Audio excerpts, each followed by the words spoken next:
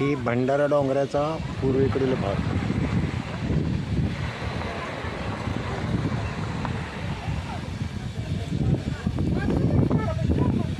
आणि हे सगळं मंदिराचं काम जवळजवळ निम्मं तरी होत आले आहे.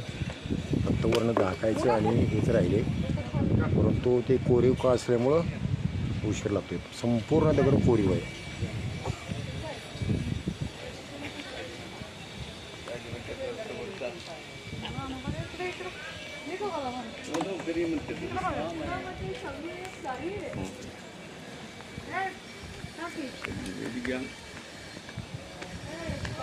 हे इकडं बाहेर येण्याचा दरवाजा आणि हे पाण्याच्या ठिकाणी तात्पुरतं इथं भोजनाची आणि हे मंदिर